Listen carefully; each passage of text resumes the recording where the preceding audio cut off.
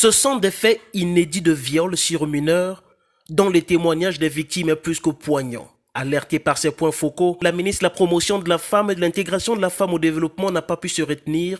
Elle s'est rendue à l'immédiat sur place pour constater cette triste réalité, accompagnée des autorités policières et du maire de Wenzé. C'est vraiment un acte rébarbatif qui est condamnable et je crois que Madame la ministre a dit avec les mots qui sont les siens et je crois que notre police fera de sorte que la justice soit faite et les auteurs de cet acte ignominieux soient condamnés jusqu'à la dernière énergie. Ici à Wenzé, Inès Neferbertil Ingani est venue s'enquérir de la situation de cette jeune fille de 11 ans violée par deux garçons dans un garage en plein jour. Tant qu'on se tait, eh bien, ces gens-là vont continuer à errer dans Brazzaville. Il faut les dénoncer.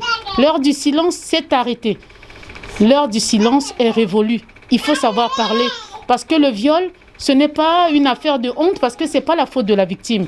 Mais c'est plutôt la faute de celui qui commet l'acte. À l'image de la première, cette jeune fille a elle aussi subi le même sort à Mokondo, son seul souhait que justice soit faite. Les filles ont maintenant les traumatismes après avoir violé la fille et la fille se sent mal à l'aise et elle a maintenant peur, tout comme moi. J'ai maintenant peur des gens et j'aimerais que ça puisse cesser et qu'on puisse arrêter ces gens. On puisse leur mettre en prison pour qu'ils puissent payer. Inès Neferbertil Ingani ne s'est pas arrêtée là. La ministre s'est rendue aux confins du quartier Le Bled, escaladant ainsi des montagnes et des obstacles de tout genre, à la rencontre de cette jeune fille qui a été droguée, violée puis séquestrée de 17h à 22h. Moi, ça dit que quantité. Moi, bon, on devrait na sisi na ba course na kamba ko sera ma maman au bali wana mama. Ya ngwana mama ngana zimo kuma na ngai. Yo en tant que maman na biso, yo kalika munanga ngwana mama. Le viol perpétré à l'endroit de ces mineurs préoccupe personnellement la ministre de la Promotion de la Femme et de l'Intégration de la Femme au Développement. Inès Neferbertil Ingani a, au terme de sa visite de terrain, eu un sentiment de colère et de responsabilité face à ces actes relevant de la barbarie. Je suis en colère, ça c'est sûr. Ému, c'est trop faible pour...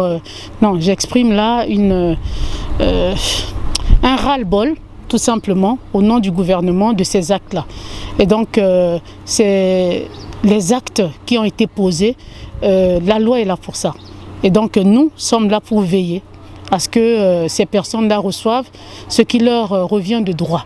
Pour ceux qui connaissent le quartier Le Bled, nous sommes allés de gauche à droite et jusqu'à venir, on a des véhicules qui sont restés, qui n'ont pas pu venir jusqu'ici, mais nous sommes arrivés jusqu'ici. Même s'il faut monter, il faut traverser des montagnes, on le fera.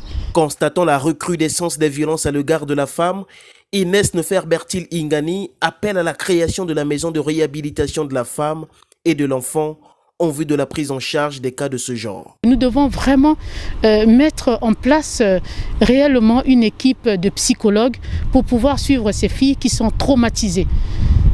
Elles ont besoin des fois de changer d'air et c'est pourquoi le ministère de la Promotion de la Femme vraiment prône la construction d'un centre de réhabilitation pour la femme et l'enfant victimes de violences. Ces 3 violeurs de mineurs ont été appréhendés et présentés à la presse par la police.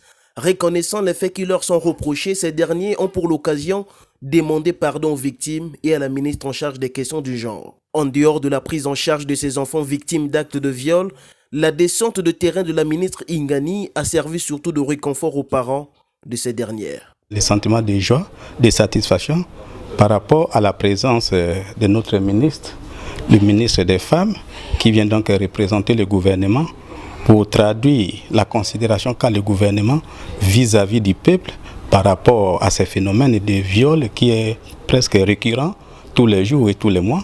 Je suis réconforté par l'arrivée de Madame ministre, notre ministre.